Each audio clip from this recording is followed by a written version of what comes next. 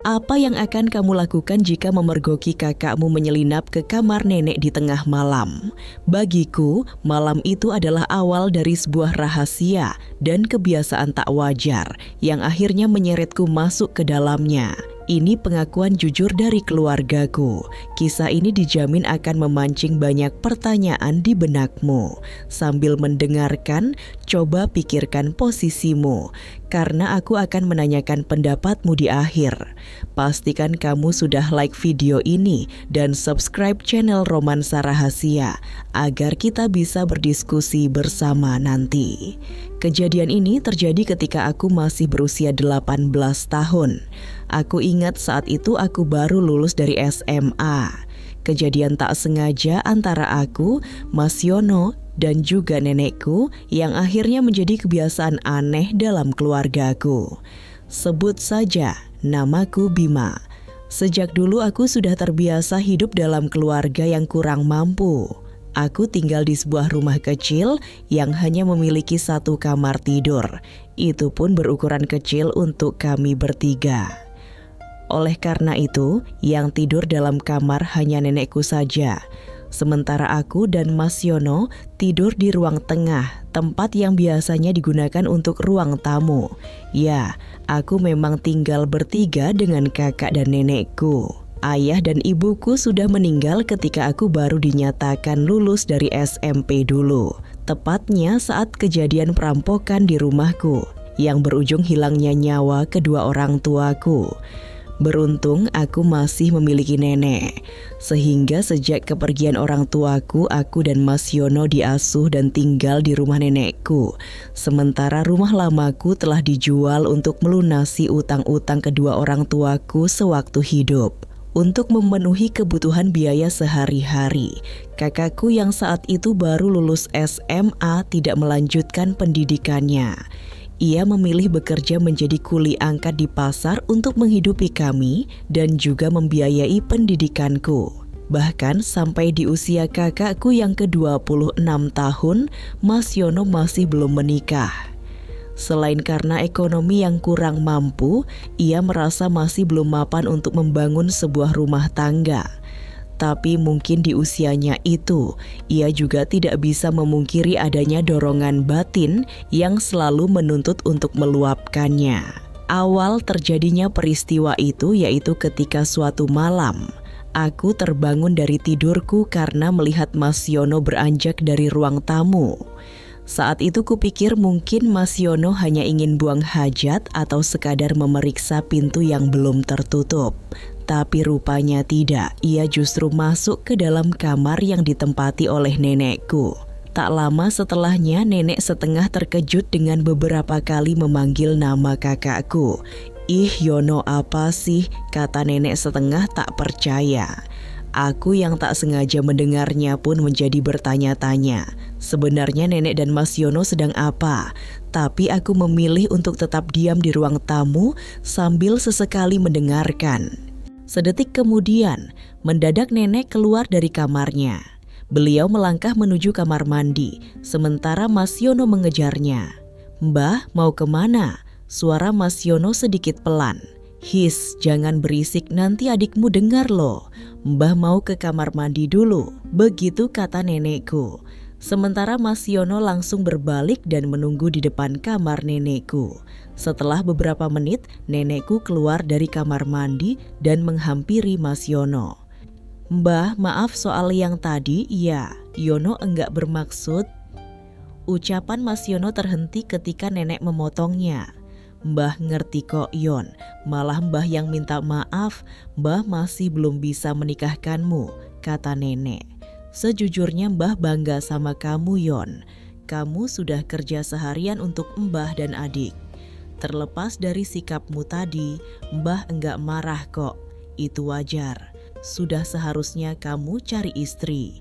Mendengar percakapan mereka yang terkesan sembunyi-sembunyi, rasa kantukku pun seketika hilang.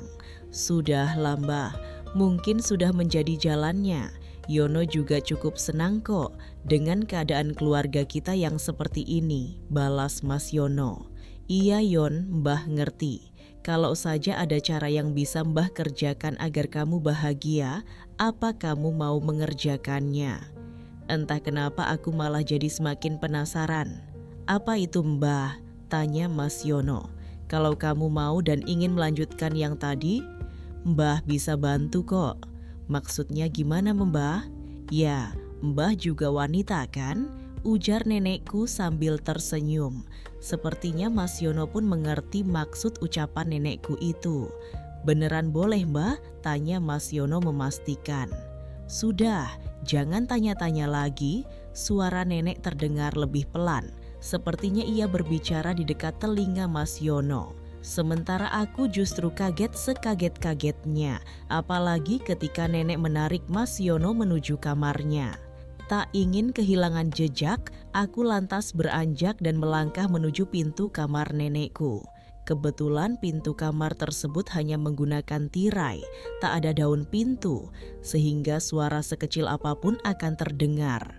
Selain itu, tirai yang juga sedikit usang membuatku bisa memantau mereka meski sedikit tak jelas. Di antara remangnya lampu teplok, aku bisa melihat fenomena alam yang benar-benar tak bisa ku percaya. Di sana, rupanya nenek sudah menyiapkan sajian pamungkasnya. Kabinet serta jabatannya sudah tak tahu ada di mana. Bahkan segitiga bermudanya juga hilang entah kemana.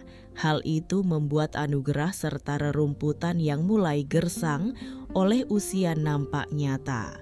Kuakui di usia nenek yang tak lagi muda, yaitu 57 tahun, beliau masih bisa membuat jiwa muda sepertiku berdesir. Jangankan aku yang memantaunya dari pintu, Mas Yono yang ada di dekatnya pun nampak melongo seolah tak percaya. Sambil tersenyum, mendadak Mas Yono mendekatkan wajah lalu memberi sambutannya. Sambutan yang semula hanya di atas angin, lama-lama beralih pada rerumputan di antara benua-benua. Yono satset ya, ujar nenekku tiba-tiba. Mendengar hal itu, Mas Yono pun segera mensiagakan perahu motornya. Walah le apik iki, ujar nenek takjub, lalu mengambilnya dan meletakkan pada wadahnya. Sesekali Mas Yono memanggil nenekku, apalagi ketika ia mulai menjalankan perahu. Sambutan ringan pun tak lupa Mas Yono haturkan, tak lain agar nenek hanyut dalam aliran banjir bandang saat itu. Ingin rasanya aku membantu menyelesaikan masalah mereka, tapi entah kenapa aku malah ragu. Aku takut nantinya malah mengganggu rapat paripurna itu. Mbah sepurane yo, begitulah kata Mas Yono di sela-sela perjalanannya. Sementara nenek hanya mengangguk sambil menatap cicak di dinding. Lalu seperti orang mengantuk, secara konsisten Mas Yono melajukan perahunya. Sepertinya ia ceria, begitu pula dengan nenekku. Wajar saja, karena selama kira-kira 10 tahun menjanda, nenek tak mendapatkan lagi siraman rohaninya.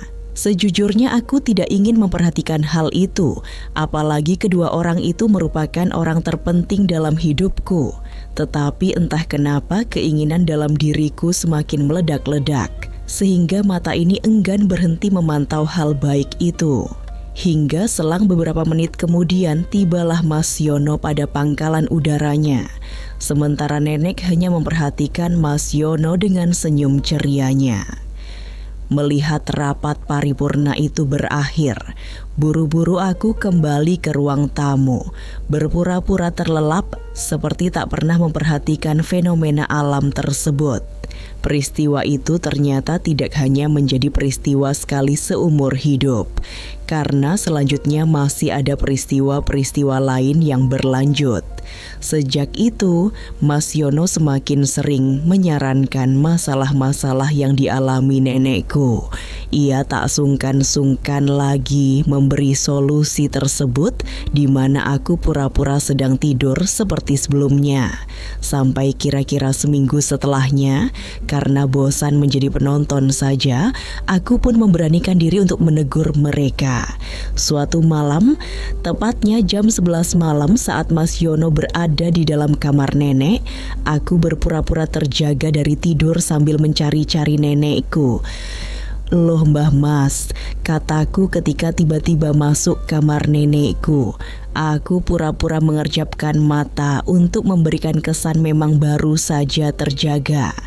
Tentu saja keduanya pun gelagapan, terutama nenekku. Beruntung Mas Yono belum melancarkan niat baiknya, sehingga baik nenek dan Mas Yono masih dengan kondisi rapi, tak semrawut seperti kemarin-kemarinnya. Bim, kamu?" "Iya Mbah." "Loh Mas Yono di sini juga?" tanyaku pada nenek. "Iya, ini si Yono katanya lagi masuk angin, minta kerok, jadi ya Mbah bantu." "Oh gitu, ya sudah," jawabku sambil pura-pura tidur di dipan yang juga digunakan nenek dan Mas Yono. Aku berpura-pura mendengkur supaya mereka percaya jika aku tidur. Kukira dengan keberadaanku di sana, nenek dan Mas Yono akan kesulitan, atau setidaknya nanti mereka akan pindah ke tempat lain. Tapi ternyata tidak. Mereka justru melangsungkan rapat paripurna negara di sebelahku dan hanya mengurangi volume nada syair masing-masing. "Mbah, kalau nyanyi volumenya dikurangi," ujar Mas Yono mewanti-wanti nenekku. Mereka seolah tak peduli dengan keberadaanku yang pura-pura tidur sambil memperhatikan mereka. Awalnya aku memang hanya ingin menegur keduanya, tapi lambat laun entah kenapa aku ingin seperti Mas Yono juga. Berhubung pikiranku mumet karena pagelaran tersebut, entah keberanian dari mana, di saat Mas Yono memberi sementara nenek menerima, aku mendadak terjaga dan menyapa keduanya. "Loh Mas Yono, Mbah," ucapku berpura-pura kaget tak percaya. Sementara keduanya justru kaget bukan kepalang. Nenek berusaha mengambil segitiga bermuda, begitu pula dengan Mas Yono. Keduanya salah tingkah sampai-sampai bingung untuk menjawab. "Mbah sama Mas Yono kenapa?" tanyaku. "Maaf Bim, Mbah cuma bantu kakakmu," jawab nenek ragu-ragu. "Tapi kenapa harus dengan Mas Yono toh Mbah?" tanyaku lagi. Nenek menunduk, sepertinya beliau sibuk merangkai kata-kata. "Bima, sebenarnya Mas tadi cuma..." ujar Mas Yono menjelaskan, namun lebih dulu nenek menimpalinya. "Sudahlah Yon, Bima sudah tahu. Mbah harap ini jadi rahasia kita Bima. Semua ini Mbah yang salah." Suasana menjadi hening sejenak, sampai tiba-tiba nenek berkata sesuatu yang cukup mengejutkanku. "Yon, gimana kalau Bima kita bina juga?" ujar nenek tersenyum sambil menoleh ke arahku. Jantungku berdegup cepat, tak percaya jika nenek akan memiliki ide brilian seperti itu. Ya, meskipun sebenarnya dalam hati aku pun bersorak riang. "Tapi Mbah, Bima ndak bisa," ujarku berpura-pura tak mau. Tapi semua percuma karena lebih dulu nenek mendorongku hingga terjatuh di dipan. Loh Mbah," kataku kaget. Tapi nenek justru mengambil perahu itu lalu memberi perhatiannya. Sementara Mas Yono justru tersenyum dengan tingkahku yang berpura-pura lugu. Dan ya, malam itu menjadi malam paling berbeda bagi kami. Baik aku maupun Mas Yono sama-sama saling membantu menyarankan solusi masalah terbaik untuk nenekku. Tentu saja nenek pun ceria karena seumur-umur baru saat itulah kerukunan tersebut dialaminya. Sejak saat itu setiap kali masalah nenek datang, baik aku maupun Mas Yono akan senantiasa membantu nenekku menyelesaikannya. Tak jarang pula kami gotong royong bertiga agar lebih cepat selesai dan seru tentunya. Setidaknya keakraban tersebut terjalin 1 tahun lamanya. Sampai di tahun kedua, mendadak nenek meninggal dunia karena serangan jantung. Kepergian nenek menjadi duka mendalam bagi kami. Baik aku dan Mas Yono begitu kehilangan akan sosoknya. Tapi duka tersebut berangsur pergi setelah sebulan berikutnya Mas Yono menikah dengan janda kaya. Hidupku berubah seketika, apalagi saat aku diboyong tinggal di rumah mereka. Meski begitu, kenangan bersama nenek tak akan pernah kulupa. Karena dari beliau aku mendapat banyak pengalaman-pengalaman yang mungkin kelak bisa kuceritakan saat aku sudah berkeluarga. Kisah Bima ini benar-benar menguji batas antara benar dan salah, bukan? Sekarang aku mau dengar suaramu, seperti janjiku di awal. Menurut kamu, apakah yang terjadi dalam keluarga ini bisa dimaklumi karena keadaan mereka yang sulit, atau sama sekali tidak bisa dibenarkan? Tuliskan pendapat jujurmu di kolom komentar. Mari kita bangun diskusi yang menarik di sana. Kalau cerita ini berhasil membuatmu terdiam dan berpikir, tekan tombol like sebagai tanda kamu sudah menyimak sampai akhir. Dan agar kita bisa terus mengupas pengakuan dan kisah tak terduga lainnya, jangan lupa subscribe channel Romansa Rahasia dan nyalakan loncengnya. Sampai jumpa di cerita berikutnya.